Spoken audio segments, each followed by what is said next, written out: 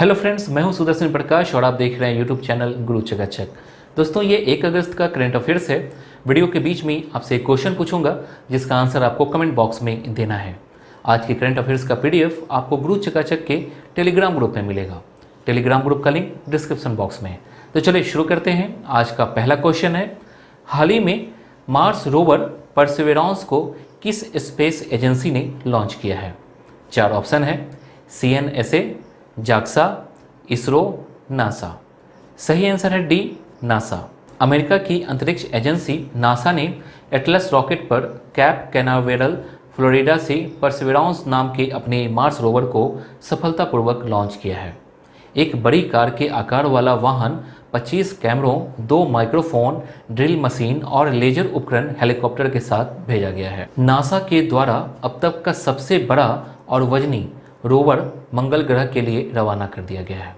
यह 7 महीने में 48 करोड़ किलोमीटर की यात्रा कर फरवरी 2021 में मंगल ग्रह पर पहुंचेगा। वहां पर जीवन की संभावना को देखते हुए आवश्यक प्रयोग करेगा और लौटते समय वहां की मार्टियन चट्टान का भी टुकड़ा धरती पर लाएगा। नासा की स्थापना 1 अक्टूबर 1958 को हुआ था। इसका हेडक्वार्टर वाशिंगटन DC अमेरिका में है। नेक्स्ट क्वेश्चन है, हाल ही में किस मंत्रालय का नाम बदलकर शिक्षा मंत्रालय कर दिया गया है? 4 ऑप्शन है, वित्त और कॉर्पोरेट मंत्रालय, सामाजिक न्याय मंत्रालय, बाल विकास मंत्रालय, मानव संसाधन विकास मंत्रालय। सही आंसर है डी, मानव संसाधन विकास मंत्रालय। मानव संसाधन विकास मंत्रालय का नाम बदलकर शिक्षा मंत्रालय कर दिया गया है। केंद्रीय मंत्रिमंडल ने मंत्रालय के नाम में बदलाव की मंजूरी दे दी। यह मिनिस्ट्री वर्तमान में रमेश पोखरियाल निशंक के नेतृत्व में है। HRD मंत्रालय का नाम 1985 में पूर्व प्रधानमंत्री राजीव गांधी के कार्यकाल के दौरान मानव संसाधन विकास मंत्रालय रखा गया था। शिक्षा पर ध्यान केंद्रित करने के लिए मंत्रालय के नाम में बदलाव प्रस्तावित किया गया है।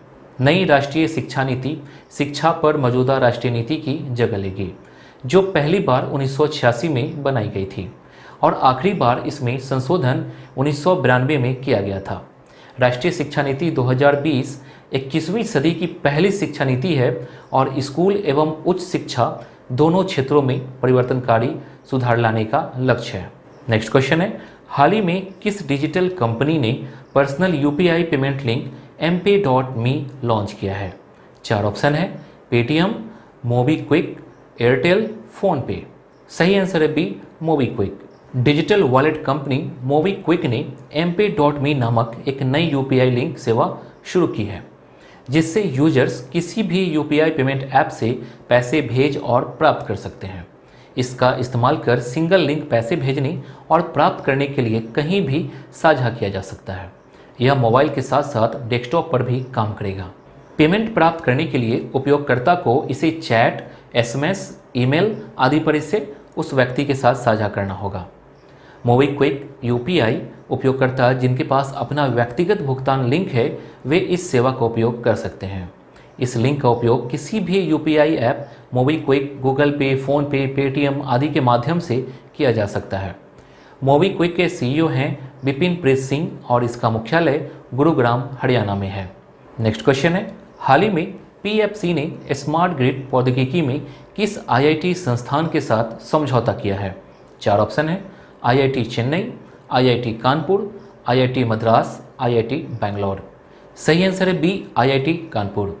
PFC मतलब पावर फाइनेंस कॉरपोरेशन होता है। PFC ने IIT कानपुर के साथ स्मार्ट ग्रिड टेक्नोलॉजी में प्रशिक्षण, अनुसंधान और उद्यमिता विकास के लिए एक समझौते पर हस्ताक्षर किए हैं। इस समझौते का उद्देश्य अनुसंधान और विकास के लिए बुनियादी ढांचे के विकास में स्मार्ट ग्रिड प्रौद्योगिकी पर IIT कानपुर को सहायता प्रदान करना है। इसके तहत PFC IIT कानपुर को 2,38,97,000 रुपए की वित्तीय सहायता प्रदान करेगा। परियोजना के हिस्से के रूप में IIT कानपुर 90 प्रतिभागियों को स्मार्ट ग्रिड तकनीक पर प्रशिक्षण प्रदान करेगा और 9 सिलेक्टेड कैंडिडेट को फेलोशिप प्रदान करेगा, जिन्हें IIT कानपुर के स्टार्टअप इनोवेशन द्वारा सहायता प्रदान की जाएगी और उद्यमशीलता की गतिविधियों में हिस्सा लेने के लिए प्रोत्साहित किया जाएगा। IIT कानपुर के अध्यक्ष हैं K राधाकृष्णन और निदेशक अभय करंदीकर हैं। पीएफसी के अध्यक्ष और एमडी रविंद्र सिंह ढिल्लों हैं और इसका मुख्यालय नई दिल्ली में है। नेक्स्ट क्वेश्चन है, पीएम नरेंद्र मोदी के नए निजी सचिव के रूप में किसे नियुक्त किया गया है? 4 ऑप्शन है, हार्दिक सतीश चंद्र शाह, अशोक खेमका, शिवदीप वामन, दुर्गा शक्ति नागपाल। सही आंसर है ए, हार्दिक सतीश चंद्र शाह। 2010 बैच के आईएएस अधिकारी हार्दिक सतीश चंद्र शाह को टर्मिनस के आधार पर प्रधानमंत्री नरेंद्र मोदी का नया निजी सचिव नियुक्त किया गया है। वह राजीव टोपनो की जगह लेंगे। राजीव टोपनो 1996 बैच के गुजरात कैडर के आईएएस अधिकारी हैं। हाल ही में उनमें वाशिंगटन में विश्व बैंक के कार्यकारी निदेशक का वरिष्ठ सलाहकार नियुक्त किया गया था। वह पिछले साल जुलाई में पीएम को निजी सचिव के रूप में नियुक्त किए गए थे। हार्दिक सतीश चंद्र शाह वर्तमान में प्रधानमंत्री कार्यालय में उप सचिव के पद पर सेवारत हैं। हार्दिक पिछले साल पीएमओ में जाने से पहले पर्यावरण, वन और जलवायु परिवर्तन मंत्री प्रकाश जावड़ेकर के निजी सचिव के रूप में कार्यरत थे। दोस्तों, आज के क्वेश्चन का आंसर आपको कमेंट बॉक्स में देना है। क्वेश्चन है, 5 नदियों की भूमि किस राज्य को कहा जाता है? क्वेश्चन है, 5 नदियों की भूमि किस राज्य को कहा जाता है? 4 ऑप्शन है, केरल, राजस्थान, पंजाब, असम। इनमें से एक ऑप्शन सही है, इसका आंसर आपको कमेंट बॉक्स में देना है। नेक्स्ट क्वेश्चन है, ग्रीन एजी परियोजना कितने राज्यों में चलाया जा रहा है? 4 ऑप्शन है, 3, 4, 5, 6। सही आंसर है सी, 5। हाल ही में मिजोरम के कृषि मंत्री सी लालडिनसांगा ने राज्य में ग्रीन एजी प्रोजेक्ट को लॉन्च किया। यह प्रोजेक्ट भारत के 5 राज्यों मिजोरम, मध्य प्रदेश, ओडिशा, राजस्थान और उत्तराखंड में चलाया जा रहा है। इस परियोजना का उद्देश्य देश की खाद्य सुरक्षा से समझौता किए बिना कृषि के शत परिवर्तन को प्रोत्साहित करना है। ग्रीन एजी परियोजना को ग्लोबल एनवायरनमेंट फैसिलिटी द्वारा वित्त पोषित किया गया है। कृषि सहकारिता एवं किसान कल्याण विभाग पर इस परियोजना को क्रियान्वित कराने की जिम्मेदारी है। खाद्य एवं कृषि संगठन और पर्यावरण, वन एवं जलवायु परिवर्तन मंत्रालय भी इसे लागू करने में अहम भूमिका निभाएंगे। यह परियोजना भारतीय कृषि में जैव विविधता, जलवायु परिवर्तन और अस्थायी भूमि प्रबंधन उद्देश्यों और प्रथाओं को एकीकृत करती है। इन सभी राज्यों में यह परियोजना 31 मार्च 2026 तक चलाई जाएगी। नेक्स्ट क्वेश्चन है, हाल ही में रेटिंग एजेंसी ICRA के नए CEO कौन बने हैं? 4 ऑप्शन है, N Sivaraman, RY Patel, K Srivastava, साहिल सेठ। सही आंसर ए, N शिवरामन। घरेलू रेटिंग एजेंसी इक्रा ने N शिवरामन को 3 साल की अवधि के लिए अपना नया प्रबंध निदेशक और मुख्य कार्यकारी अधिकारी नियुक्त किया है। वह पूर्व MD और समूह के CEO नरेश टक्कर की जगह लेंगे। यह पद अगस्त 2019 में नरेश टक्कर के कार्यकाल के समाप्त होने के बाद से खाली था। शिवरामन के पास इंजीनियरिंग क्षेत्र की प्रमुख कंपनी L&T के साथ 34 साल काम करने का अनुभव है। ICRA, जिसे पूर्व में investment information and credit rating agency of India limited के नाम से जाना जाता था, यह एक क्रेडिट रेटिंग एजेंसी है। इसे अग्रणी फाइनेंसरों द्वारा 1991 में स्थापित किया गया था। ICRA स्वतंत्र और प्रोफेशनल इन्वेस्टमेंट इंफॉर्मेशन और क्रेडिट रेटिंग एजेंसी है। ICRA का मुख्यालय गुड़गांव, हरियाणा में है। ICRA के गैर कार्यकारी अध्यक्ष और निदेशक अरुण दुग्गल हैं। नेक्स्ट क्वेश्चन है, हाल ही में परवेज खान का निधन हो गया है, वो किस क्षेत्र से संबंधित थे? 4 ऑप्शन है, राजनीति, लेखक, फिल्म निर्देशक, पत्रकारिता। सही आंसर है सी, फिल्म निर्देशक। बॉलीवुड के एक्शन डायरेक्टर परवेज खान का दिल का दौरा पड़ने से निधन हो गया। वे 55 साल के थे। वह 1986 से फिल्म इंडस्ट्री में काम कर रहे थे। उन्होंने अपने करियर की शुरुआत एक्शन डायरेक्टर अकबर बख्शी के असिस्टेंट के तौर पर की थी। उनकी कुछ प्रसिद्ध फिल्मों में अंधाधुन, बदलापुर, बुलेट राजा, फुकरे, रावण, जॉनी गद्दार, विश्वरूपम आदि शामिल हैं। नेक्स्ट क्वेश्चन है, हाल ही में रजत भाटिया ने क्रिकेट से संन्यास ले लिया है, वो किस देश के खिलाड़ी हैं? 4 ऑप्शन है, श्रीलंका, भारत, पाकिस्तान, बांग्लादेश। सही आंसर है बी, भारत। दिग्गज भारतीय घरेलू ऑलराउंडर रजत भाटिया ने क्रिकेट के सभी फॉर्मेट से संन्यास लेने की घोषणा की है।